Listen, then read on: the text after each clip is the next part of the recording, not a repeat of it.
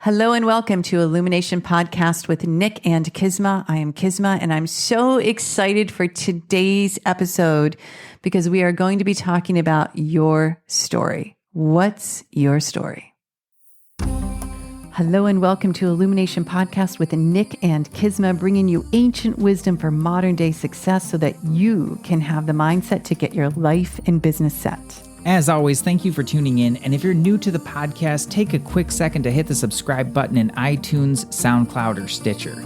If you want to get the inside info for this and every episode, as well as some free gifts, go to illuminationacademy.net/podcasts. And now let's dive in to get your mindset for your life and business set.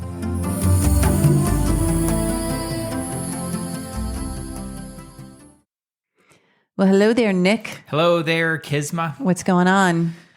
Well, I'm really excited to be doing an episode with just the two of us. I know. We've had some cool guests on. We've had some really cool guests, but we haven't had time for us to just really sit But let down me and just say we had Michael Neely. Go back, listen to that one. 10,000 Buddhas. True. Amanda Giacomini. Of course, we've had Trevor Hall and Larry Broughton, like all kinds of cool people. And we've got some cool people coming up. Really, really cool. But it is fun. We're here in our office in Carlsbad, just jamming away. Yeah, a little bit of a late night session. Well, yeah. Late night session. Yeah, it's 7:30. Both of us just pounded a bag of chips that were amazing. Wait, they were quinoa chips, though. Were they quinoa? Is that what they were? On. They were like, Hannes, pull the bag out of the trash. What is it? They are empty, guys. Hummus crisps, rosemary and olive oil. Oh my God. Made with amazing. rice and real chickpeas. Off the Eaten Path. Off the Eaten Path. There's our non-sponsor for today's episode. Oh my gosh, we just tore through those. I know, because so I've been here since, 8:30 a.m., had a full day of clients, and I was like, could you bring chips? But this is cool. Yeah, it is nice to talk. And you had the idea for today's episode, which is, what's your story? I did. It's something I've been thinking about a lot. I was in Boise, Idaho, hanging out with the Russell Brunson and the ClickFunnels people. Yeah, I'm a huge fan. I'm a huge fan of ClickFunnels. Yeah, I super dig the technology and what they've done with it. Like they've simplified making web pages and funnels for people like me, and I love it. I think it's the coolest thing. What we were really doing, though, it's funny that that's just the thing that everybody uses there, but what we're really doing is just talking about, like, how do you get your message out? Like, how do you impact more people? How do you, like all these sorts of things. And there's so amazing people there, people with really, really cool businesses. Yeah. There was a lady there who works with people through with Medicaid, and kind of getting out of that whole system. I learned from a lady there that, and I didn't know this, that doctors are the highest suicide rate of any profession. That's I had no disturbing. Idea. It makes sense. Like when she broke it down for me, it made perfect sense, but I had no idea. So she works with doctors? She works with doctors to help, number one, get them out of the system. And number two is get their heads straight because they're kind of a mess, and it's not their fault necessarily. They're just kind of stuck in a bad system and everything like that. Anyway, so there's people there with really cool businesses. Right. And one of the things that we talked about was stories. And they talked about it more in the context of how do you communicate your message and connect with people. And I thought that's really cool because I think that's important and I want to learn about that. Of course, where my mind took it was to the stories and how that really works in our life. How do stories function in our life? Oh, it's amazing. And when I stopped just for a second to really start to think about where stories show up, it's just everywhere. Yeah. Everywhere, every single day. Everywhere, every single day. Yeah. You think about, we're big fans of some TV shows. Just a few. Billions. Versailles. Yeah. We nickname you Wendy. Yeah. Versailles is one that oh my gosh. Yeah. Remember The Crown? The Crown was awesome. So good. So good. Yeah, we're really picky about the shows, but when we watch one, we really watch one. Yeah, we get into it. Yeah. And you're a big fan of the period ones. I am. I love the costumes. That's so cool. I want to walk around with an English accent and the big... Remember our Poldark when we started to get on the Okay, Poldark can we kit? move on to the story? But I guess they are stories. They are stories. They are stories. There are stories. Like we get wrapped, and it's highlighting Like, think about this. Oh, wait, but I just have to interrupt. Nick would like start talking to me in Old English when we were watching Poldark. I would text her in Old English. Yeah. You know, the hound. The hound, has been referring tended. to Lenny, the Boston Terrier. The hound has been tended. It's like we've gone over the deep end. No, but what we just did, just spontaneously, it really, in my mind, demonstrated the power of story because how quickly we get sucked into stories. And it's just like, it's so cool. And TV shows are so amazing. They have such a vivid way of telling stories. And when I started to look at like all the places that stories show up in our life, it is staggering. This is how we communicate. It's through story. And you see it, a big one.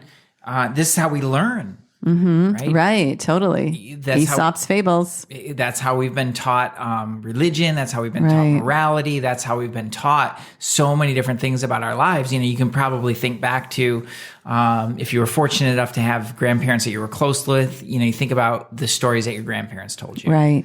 The stories that, you know, aunts and uncles, and you hang out at the family thing and they tell the same story again and again. But if it's a good storyteller, like one of my uncles is, it's always fun to listen to. It's always fun. I remember my dad towards the end of his life, we would get him talking and it would just be like old times coming out. It was unbelievable. The things I was like, what? Is this real? Really? Gangsters in the family? Oh, golly. Okay. I love your family stories.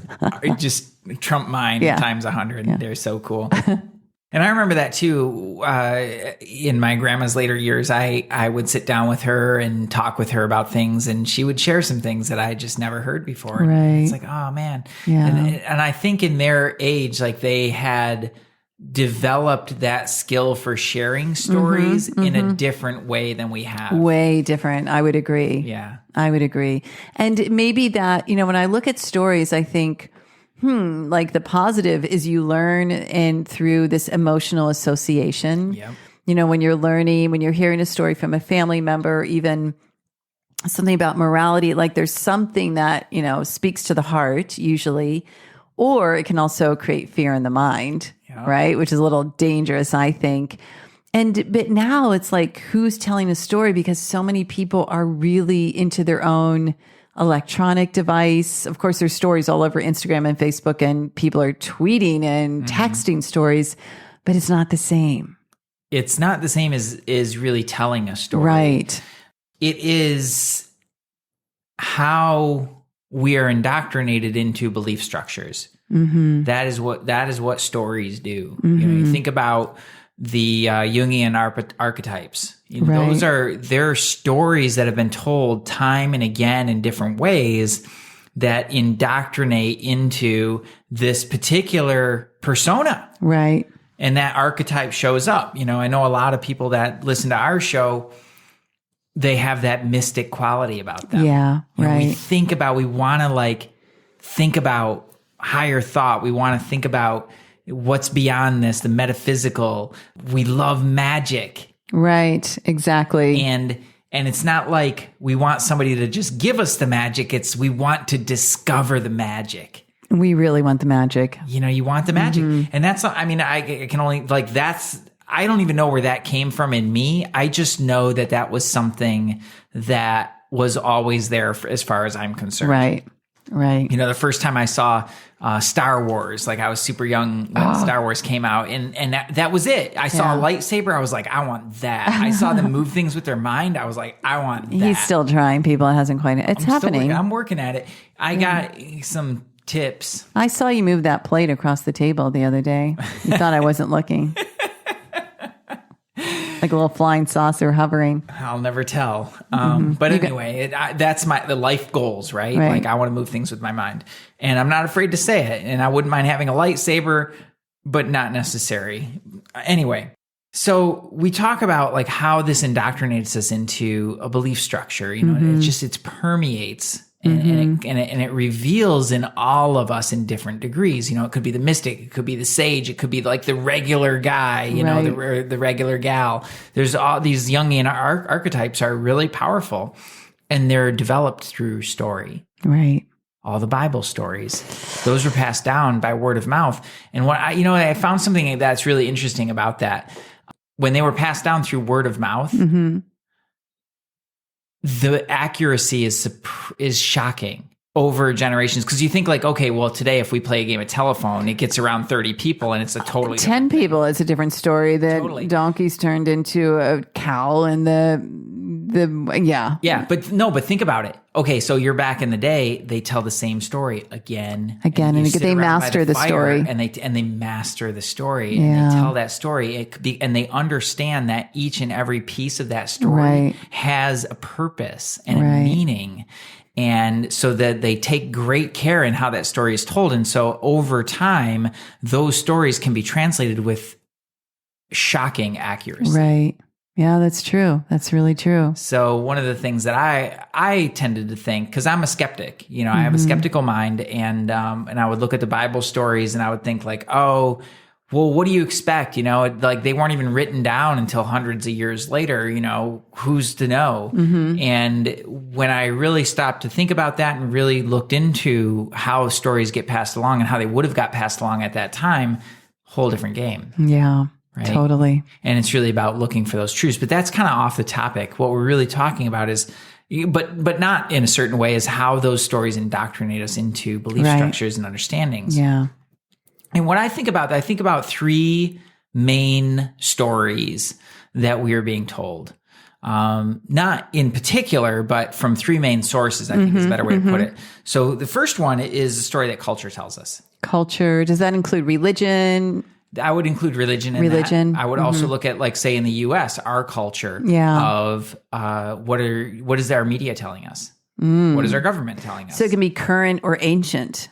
It could be. It could be about the Boston Tea Party, or it could be about what's happening at the White House. Well, sure. Yeah. And more than that, it's almost like, like you see people on Facebook, they're like hive mind, they've got that hive mind. Well, this is that hive mind. Yeah. It's that collective consciousness, and how this narrative is unfolding for us. So it's stories about gender. It's stories about, race. It's stories about politics, beliefs, lack, guns, no guns, violence, war, all of these things. Like, these are all stories that we're being told about culture.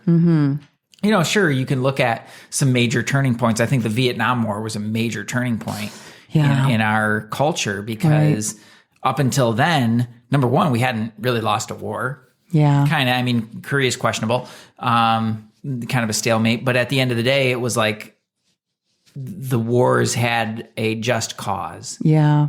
And all of a sudden, all of this stuff came out about Vietnam, and it was like, wait a second, what's going on here? And it really twisted a lot of things. And so that narrative took a major turning point. Right. And look at where we are now. Right. And that's just one of them.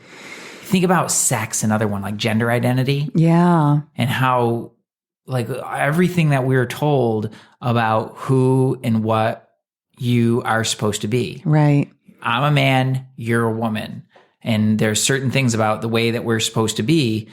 And the fact of the matter is, I'm a man and you're a woman. But what does that really mean? So these stories really bend our minds as far as like, well, what does all this stuff mean to us? Right. I should wear lipstick and do this and do this and do this, or not. Yeah. If I get gray hair, then I look, kind of dashing. Handsome. He looks more handsome if I get gray hair. I'm like going to Rochelle to do my hair. That's a different story. Sucks. Yeah. Really interesting, right? And I'm not saying any of it to make it right Maybe or wrong. I'll go all gray. I think you'd look badass gray. I really do, actually. Wendy goes gray. Anyways. Wouldn't change anything about the way I feel about you, but, or maybe it would, and I don't even know it yet. That's a story, right? That could be a story. Who knows? But here's my question. I mean, these stories, especially like the culture, the family, the religion, when does one ever get clear, or does one ever get clear to just perceive the world, what's in front of them, from such a crystal clear lens without this identification to a story? Well, that's the real trick of tricks, because we are, I can't remember who said it or coined the phrase, but we are, as human beings, meaning-making machines. Wow. Trying to make a meaning of everything. We'll make a meaning of everything. That is what we do. Instead of just going, like staying objective. Staying objective is the opposite of that. Yeah. I mean, that's the dichotomy of being a human being, is we have that aspect of that of Right. us, of our innate being, our essence that is truly, purely objective to the experience. And then we have that other part of us, the personality, that's totally involved in it. Right. And that's the dichotomy of being a human being. And that part that's really involved makes a story. Yeah. So there's always going to be a story around it. Yeah. There's always going to be a meaning, right? Stories have meaning. Right. And that's just one layer. Now look at the other layer, like you draw it in a layer closer and look now at like your immediate family, your friends, your parents, and those immediate folks around you, and what the stories that they'll tell you. Right. About, they'll tell you their own story about the way that the world is. But they'll also tell you a story about who they think you are.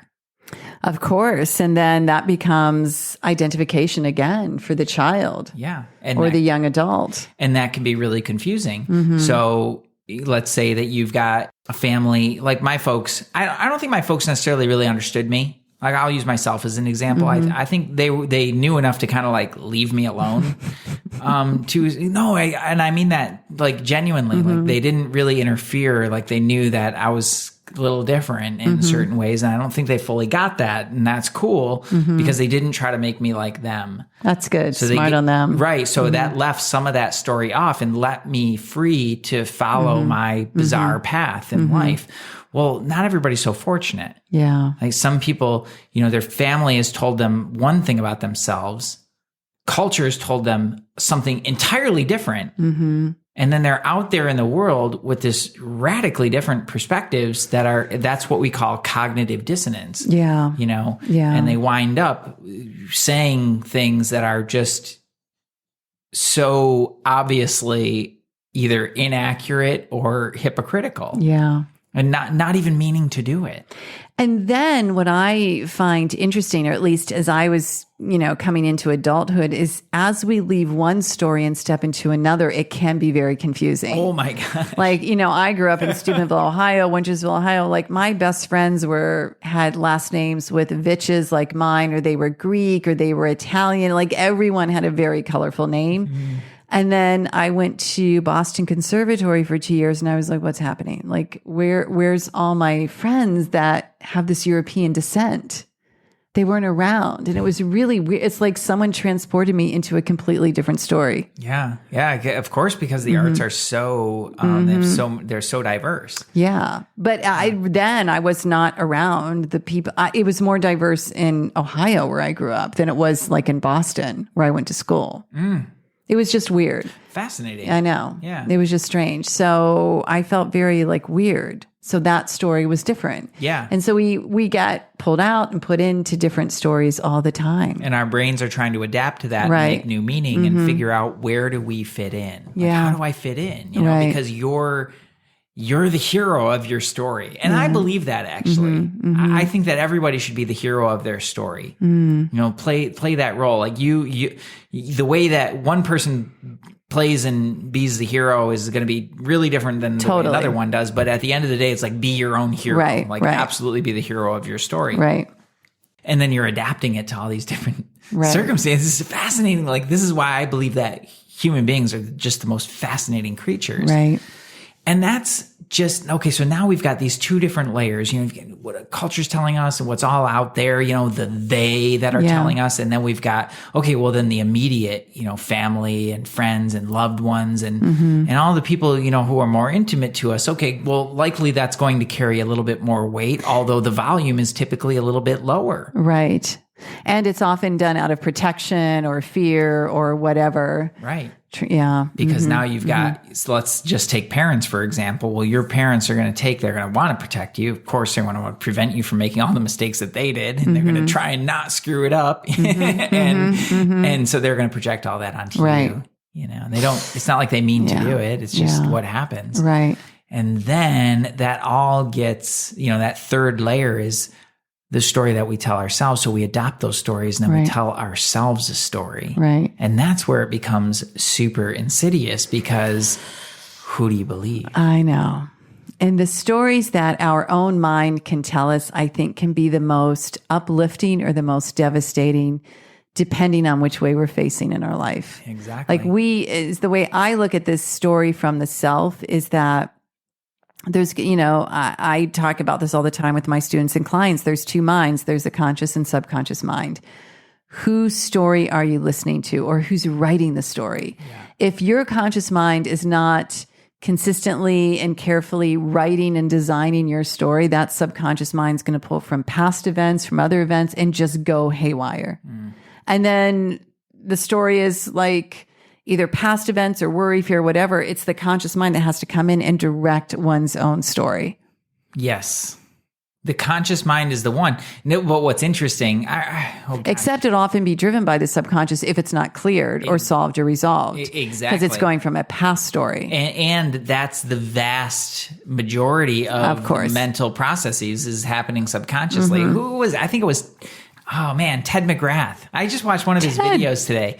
And, he was talking about, I just remember from a long time ago when we used to hang out with him, he would talk about this conscious and the subconscious, and he would use that example of, okay, well, you've got like the motorboat, and then you've got the skier, like the water skier, and the motorboat is doing like all the work there. That's the subconscious actually. And the skier is like behind there. It's kind of following what the subconscious is dictating. Now, as I've unfolded this through, and you as well, through the energy mastery tools, the Paramitas system in particular, where the goal of that system is to get your conscious and your subconscious mind actually having the same conversation. Right. So when you look at story and how deeply that gets embedded, it gets embedded deeply into the subconscious mind. And now those stories are playing out again and again and again. Right. And your conscious mind, which is a much smaller percentage of the actual mind and what's guiding our lives,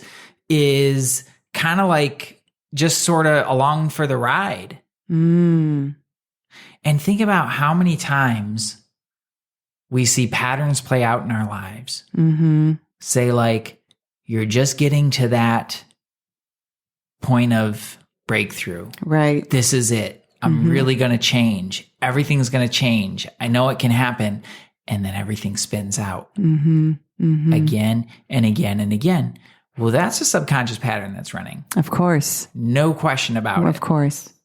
And when you know how to get into that and start to unwind those things and actually resolve it, well, your conscious and your subconscious can actually have the same conversation of like, yeah, we're going that direction rather than, no, we're going over here. No, we're going over there. And then everybody's going in a different direction. And then you're stuck in the middle with all this chatter in your head. Right. So that's tricky, but they're stories. There's stories that have been told again and again and again and embedded. And then once you latch onto that story, so if you have a certain belief about yourself and you latch onto that story, that's yours now. That's who you are. It's yours. And it's what I was sharing with a client today. Like, I get your analogy of the conscious mind being the skier, but I often look at it as the conscious mind has a responsibility to be the pilot and to direct the subconscious mind. It has the opportunity. It has the opportunity. So when someone says, this is a great one, I can't afford that. Never say that, because then you're embedding your words are embedding in the subconscious that you can't. And that energy, that frequency goes out and aligns more things that you can't. Yes. So you're better off just saying, I choose not to buy it. Yeah. Make like, I choose not to buy it. It can be a numbers reason. It can be, it's too frivolous, or you just whatever. But avoid saying, I can't afford it. Yeah, I would agree with that. Yeah, I would agree with that. That's the real trick, though, is how do you know, right? So you go to say like, oh, well, I choose not to do that, even though you know that that's exactly where you need to be, even though you know this is actually aligned with where you want to go, even though you know that you could make it work some way financially. Well, I choose not to. Why? Yeah. Well, that's a whole different podcast, exactly. I think. Yeah. I think it is. No, but it speaks directly to the point. I think it's so cool that you brought that up, is like, oh, there's so many different layers. There's so many different layers of the story. And what are we listening to that layers and layers and begins to be like our life movie? Yeah. That is your movie. So we have been working with a tool. I know I've been using it with my clients called the Ultimate Life Tool. We've mentioned it a few times. And what is fascinating about this is it actually, through the physicality, through the look of a person, will tell you what what story you can create by defining your true features, talents, and skills. And this has been really amazing, I think, for both of us to utilize for ourselves and to use for clients. But it's like, actually, here's your story. Yeah. This is what you're made of. Here's your story. Here's the radiance of the story. Here's the energy of the story. And it's really amazing. So I know we'll circle back to this because we have a special offer for people that want to experience this. But do you want to talk a little bit more about how this shows up? I would say, okay, so there's 2 layers to this. Number one is we hear a lot of times, and I know we've said, is like, stay in your own lane. Just stay in your own lane. Well, the energy tools are great for helping you stay in your own lane. Nothing better. Right. Energy mastery is the most amazing thing to help you stay in your own lane. Okay. What's your own lane? Which lane is that? Which lane is it? Who's driving? Yeah. And who's driving the car? Right. So when we look at this, and I think about this in more, you said it like, what's your story? I think about like who's the superhero? What kind of superhero are you? Right.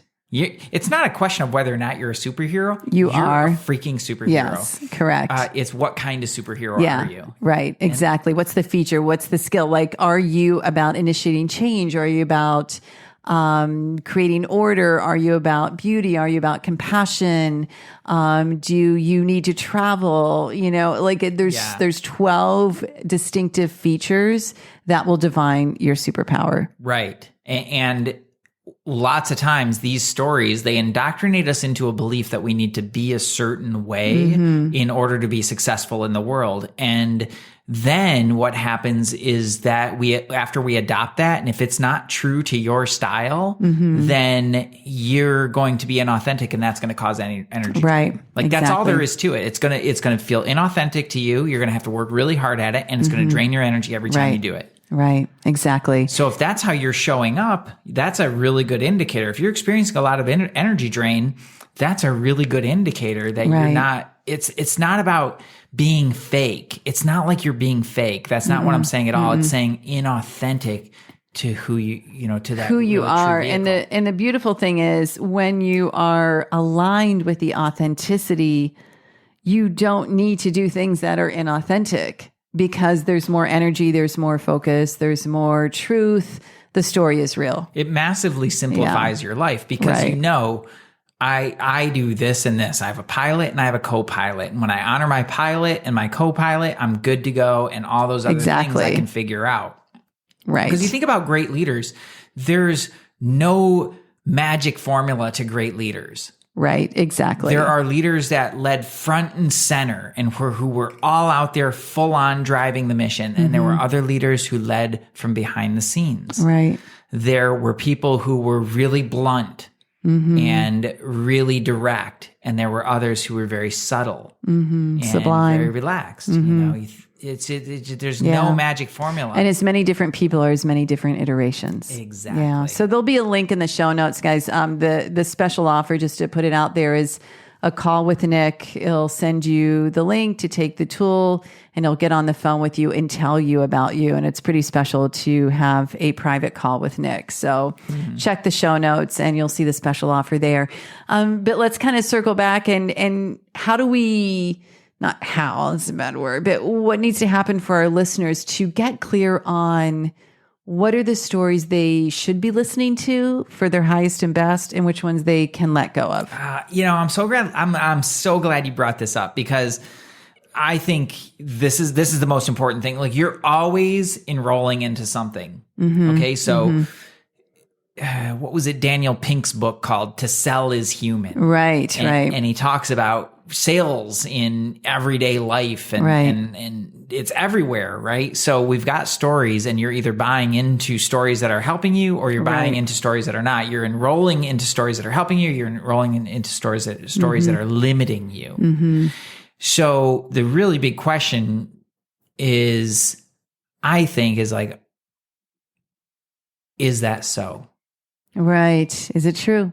Is that true? The Chinese sage. Some people know this from Byron Katie's work, and actually comes from her as well. But a Chinese sage started this Is it so? centuries ago. Is that so? She popularized that, and I think that's really cool. It's amazing work. But it's a really valid question to answer because I mean, look, I even catch myself in things where, I'm not good at this. Mm-hmm. You know, is that so? Is that so? You've been rocking it. Yeah, it's so true. Is it really true? You know, it doesn't mean that I should be doing that in the business or anything like that. It just means that, well, is that true? Right. Because these limiting, what they ultimately wind up being, what all these stories wind up being, are limiting beliefs and binds that keep us stuck in a certain way of being, doing, and having. And when we're in a limiting belief or we're bound up in a story that is not in alignment or is not authentic, we miss the miracles. Yeah.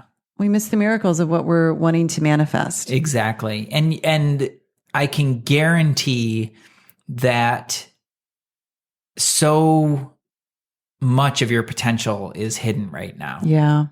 That there's so much more to be had. I guarantee it. I guarantee it. For sure. And I think that's really powerful. Right. So I think one of the big questions, then you ask, is that so? Is that so? And ask that freaking question all day long. Oh man, I didn't tell you about this, but it was just recently, and I was working on a project, and I was like, there was a story in my head that I caught myself in that was like, you don't know what you're doing.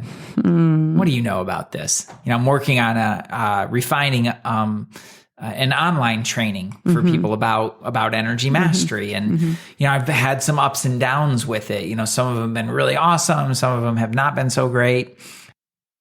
And I was going through it for the 100th time.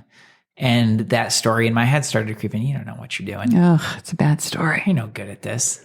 Eesh. And I caught myself down. I was like, whoa. I was almost kind of surprised, like when I actually heard it. Cause I think a lot of times, you know, especially with the subconscious, it just kind of hangs out there. Right. And it's in the back of your head. Like you can kind of feel it. It's like our cat Sabrina batting at you. Yeah. Batting. She's a subtle batter, except when she's not. Yeah.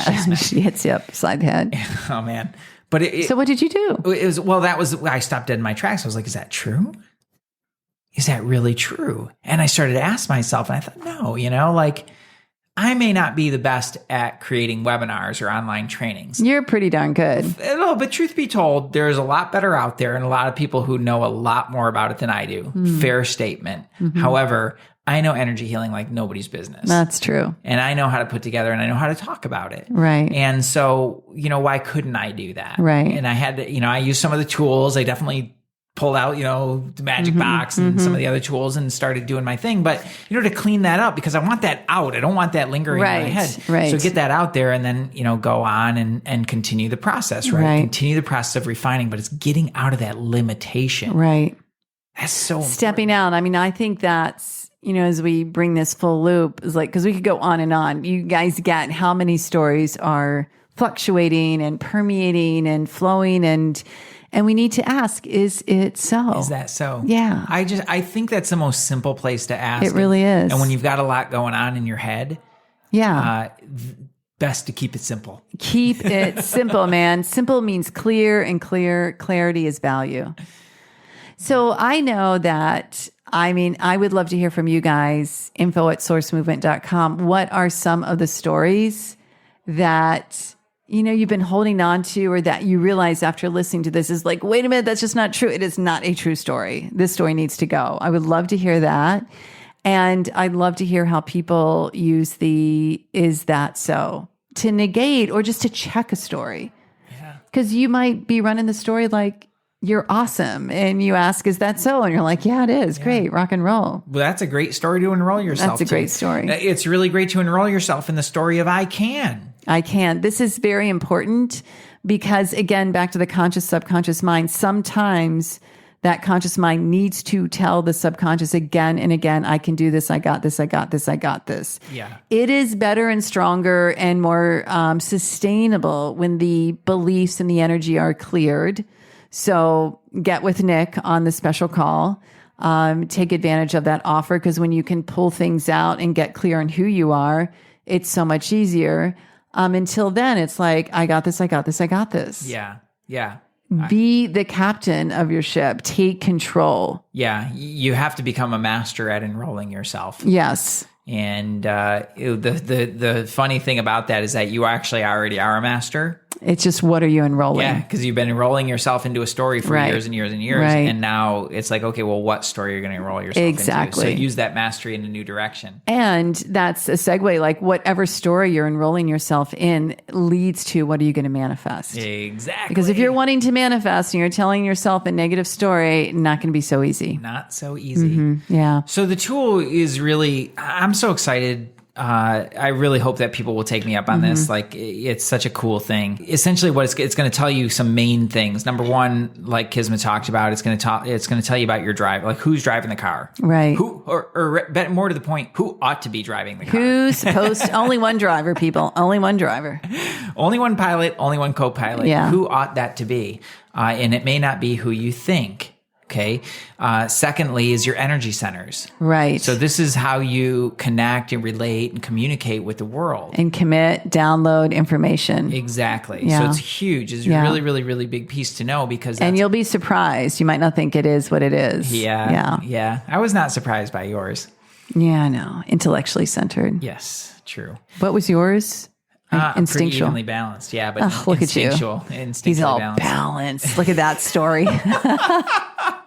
It's true. The numbers show. He's all balanced. I'm hypertrophied in my intellectual. You're a little, a I little need bit. my alone time. And you need things to make sense. They need to totally make If sense. things don't make sense, we ain't not getting past that front I know. door. Yeah. But True. yeah, the energy centers are amazing because it's really about opening the doors to your heart. And when all the doors are open and how to open those doors in the right order, then you're fully immersed in the world and in the experience and in the learning and the communication and the connection. Right.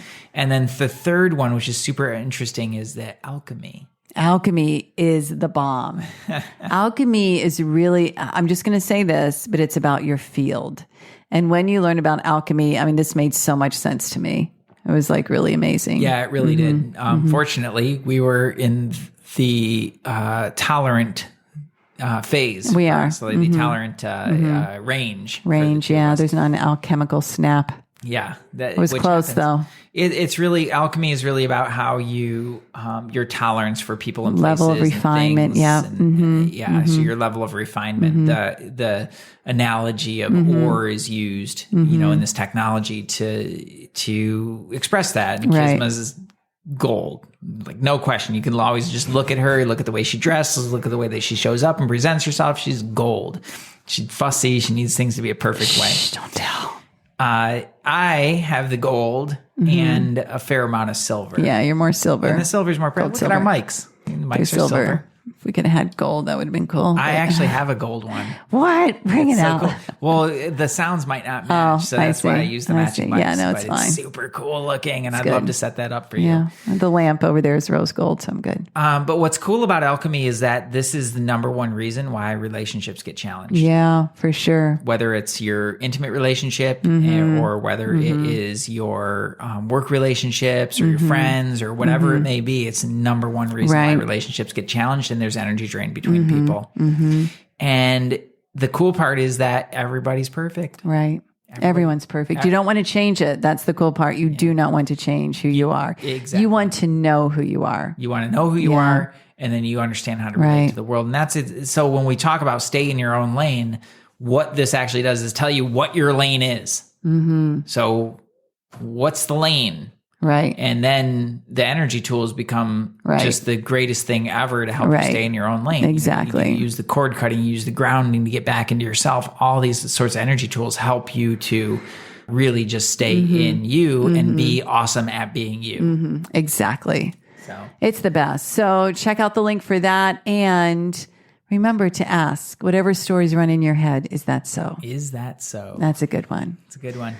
All right. Thanks for bringing this, Nick. Awesome stuff. Thanks to our listeners. So appreciate you. Please share this with someone you love. We're always looking to get Illumination Podcast out there to more and more people. And stay tuned because we have some really cool topics and guests coming up very soon. So thanks for being here. Namaste. Namaste.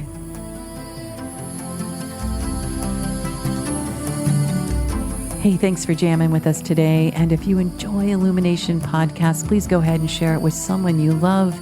Give us a rating, review, download our podcast. And remember, you can find us at illuminationacademy.net/podcasts. Talk to you soon. Namaste.